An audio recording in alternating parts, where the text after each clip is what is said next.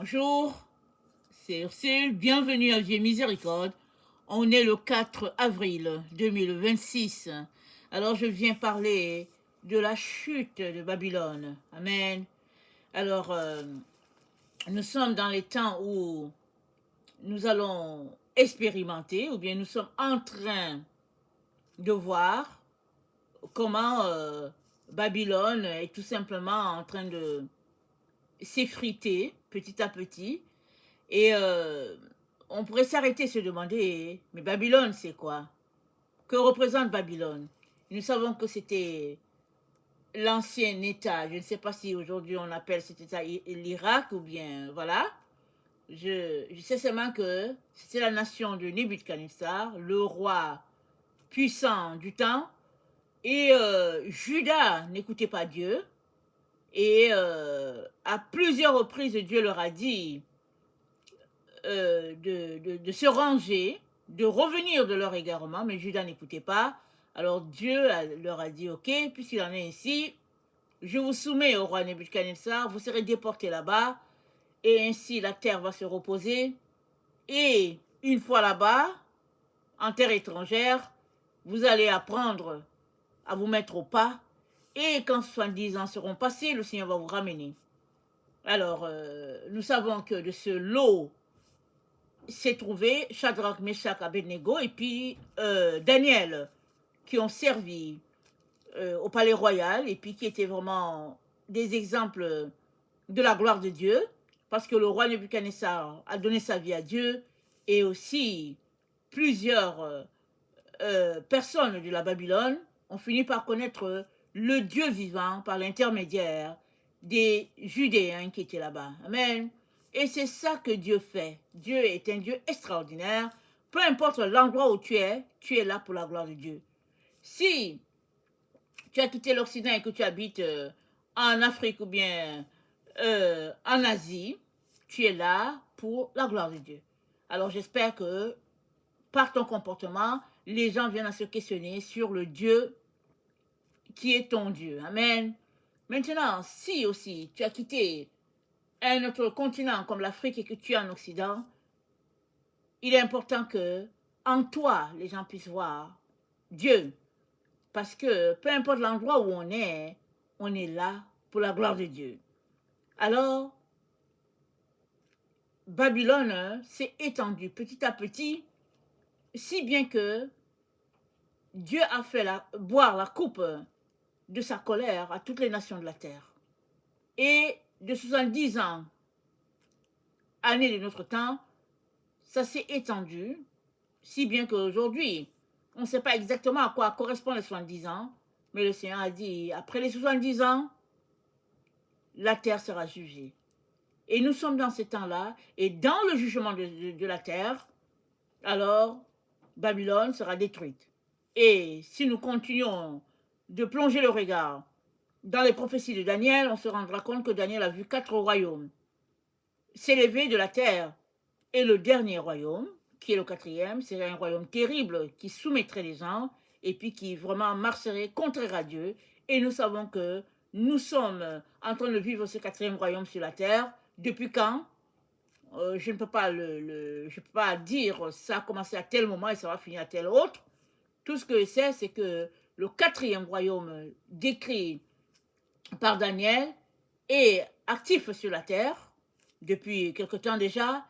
Et le Seigneur nous dit, ce sera la chute de ce royaume. Pourquoi? C'est lui-même qui a prophétisé cette parole.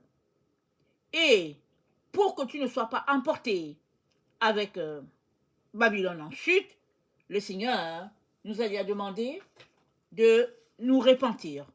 Et dans et dans Joël 2, il nous a dit, au verset 12, maintenant encore, dit l'Éternel, revenez à moi de tout votre cœur, avec des jeûnes, avec des pleurs et des lamentations.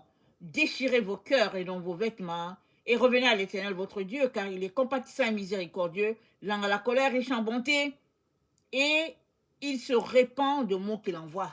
C'est spécial. Dieu n'a pas besoin de se repentir, mais Dieu se repent de ses jugements. Tellement il est plein de compassion qu'il revient toujours en se disant, oh, qu'est-ce que j'ai fait? Alors, Dieu nous demande de porter le regard sur sa compassion à lui et de revenir de notre égarement. Et c'est quoi notre égarement? C'est le fait qu'on soit centré sur soi, axé sur les choses de la chair, refusant les conseils de Dieu, et Dieu résiste aux orgueilleux, il fait grâce aux humbles. Dieu ne va pas changer sa nature parce que toi, tu ne veux pas te plier, il ne va pas changer sa nature. Sa nature est une nature de sainteté, de paix. Amen. Et la Bible nous dit, recherchez la paix et la sainteté sans laquelle nul ne verra Dieu. Et aujourd'hui, nous sommes exhortés par notre Dieu à nous mettre en règle avec notre Dieu. C'est-à-dire, demander pardon des actions que nous posons qui sont contraires à ce que Dieu attend de nous, qui correspondent aux agissements de Babylone. Voilà pourquoi Dieu dit, Babylone sera détruite. Et Babylone, les gens ont dit que Babylone c'est les États-Unis. Mais au fait, si on considère la prophétie de Dieu, Babylone s'est répandue sur toute la terre est devenue Babylone. Amen, parce que c'est dit, toutes les nations ont bu de la coupe de la colère de Dieu. Alors, Babylone s'est étendue partout. Aujourd'hui, si on regarde tout ce qui se passe sur la terre, ça correspond à Babylone. Que tu sois dans un système asiatique, que tu sois dans un système français, anglo-saxon, tout correspond à Babylone. Par contre, si tu sors de ces manières de faire et que tu te tournes vers l'Éternel des armées, le Créateur des cieux et de la terre, celui-là de qui nous venons tous, parce que tout est parti d'Abraham, et Abraham a sa descendance physique, et puis après, la descendance, n'est-ce pas, spirituelle. Alors, si tu as donné ta vie à Jésus, tu es de la descendance d'Abraham. Amen. Et la descendance d'Abraham, c'est eux qui verront la face de Dieu. Et Dieu te demande donc de revenir de ta manière de faire et de faire partie de la race des élus. Et la race des élus, ils le deviennent comment? Ils donnent leur vie à Jésus, ils demandent pardon pour leurs péchés et ils décident de marcher selon les conseils de Jésus-Christ et non selon le conseil de notre monde, de notre temps. Alors, tout cela, c'est pour dire que dans ce temps où nous sommes, nous allons voir s'élever deux nations sur la terre. La nation qui est avec Dieu et la nation qui n'est pas avec Dieu. La nation qui est avec Dieu va représenter Sion et la nation qui n'est pas avec Dieu va représenter Babylone. Babylone, quand on lit les Écritures, Babylone est opposée à Sion dans sa manière de faire. Alors Babylone est portée vers les choses de la chair, vers le matu vu, alors que Sion est portée vers l'adoration à Dieu, vers un cœur tourné vers son Créateur. Alors, tout cela, c'est pour dire que aujourd'hui encore, c'est un jour de salut. Si tu entends sa voix, alors répands-toi. C'est-à-dire, change de voix, change la façon de faire. Mais qu'est-ce qui se passe? Il se passe que plusieurs personnes se moquent de Dieu, plusieurs personnes prennent Dieu, n'est-ce pas, au ridicule, parce qu'ils se disent que tout cela, c'est du bluff et que rien ne leur arrivera. Alors, dans Apocalypse 18, au verset 4, c'est dit, « Et j'ai entendu une autre voix du ciel disant, « Sortez de cette cité, ô mon peuple, de peur de participer à ses péchés et de partager les fléaux qui lui sont destinés. Car ses péchés sont accumulés jusqu'au ciel, et Dieu s'est souvenu de ses injustices. Payez-la de sa propre monnaie, rendez-lui au double de ce qu'elle a fait. Dans la coupe où elle a mêlé ses vins, mêlez-en pour elle le double. Autant elle s'est complue dans la gloire du luxe, autant rendez-lui de tourments et de deuil. Puisqu'elle dit en son cœur, je trône en reine et ne suis point veuve, jamais je ne verrai le deuil. À cause de cela, viendront sur elle, en un seul jour, les fléaux qui lui sont destinés. Mort, deuil, famine, elle sera consumée par le feu, car puissant est le Seigneur Dieu qui l'a jugée. Alors, pleureront et se lamenteront sur elle, les rois de la terre qui ont partagé sa prostitution, son luxe, quand ils verront la fumée de son embrasement.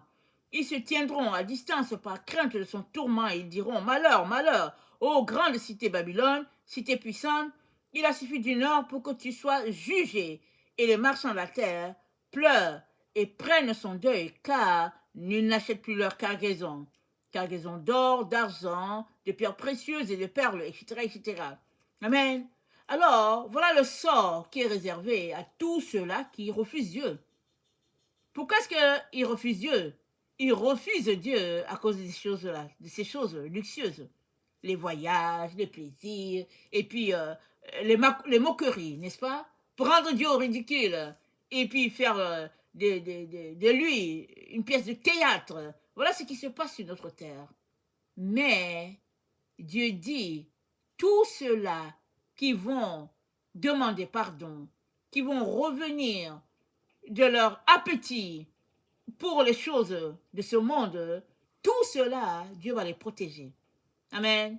Il va les protéger, il va faire quelque chose pour eux. Voilà pourquoi, dans Joël 2, il dit, ne crains pas mon peuple.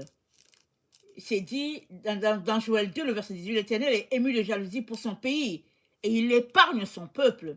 L'Éternel répond, il dit à son peuple, voici, je vous enverrai du blé, du mou, de l'huile, et vous serez rassasiés.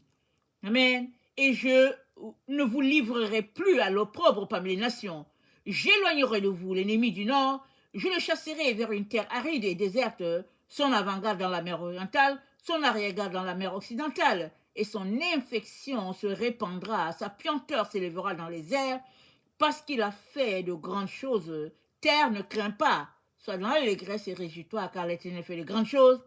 Amen. L'Éternel fait de grandes choses sur la terre. Alors, quels sont ceux-là qui le voient? C'est ceux-là qui se sont tournés vers lui. Ceux-là qui le méprisent se moquent. Ils se moquent de Dieu. Ils se disent, mais ce sont des choses qui ne vont jamais arriver. Mais Dieu est Dieu et nous sommes dans ce temps où nous devons nous arrêter. Amen. Nous arrêter parce que Babylone est déjà jugée. Amen. Donc, toutes les nations de la terre qui auront choisi de prendre le côté des plaisirs de ce monde, en tout cas, elles finiront tout simplement par perdre toute direction, parce que Dieu ne sera pas avec eux. Alors je viens aujourd'hui encore t'encourager, toi qui es en train de m'écouter, à poser une action de foi, laissant Dieu te changer, faisant de lui ton maître et ton Seigneur, et t'attendant à lui, parce que Dieu est en train de faire de nouvelles choses sur la terre. Et qui peut les connaître? C'est lui seul qui peut communiquer à ses enfants ce qu'il est en train de faire. Alors, comme tu ne connais pas la pensée du Seigneur, viens seulement devant lui dans la crainte et le respect et répands-toi devant lui. Dieu va te faire grâce, il va te garder et il va te protéger et puis protéger aussi ta famille. Voilà un peu le message que le Seigneur a pour nous aujourd'hui. Alors je viens nous encourager, n'est-ce pas, à considérer ce que Dieu est en train de faire et à le laisser être pleinement Dieu dans nos vies. Amen. Alors, le temps est là pour toi d'ouvrir la bouche, d'inviter Jésus-Christ dans ta vie afin qu'il soit ton Seigneur et ton Maître. Amen. C'est le seul moyen par lequel tu échapperas à la chute de Babylone.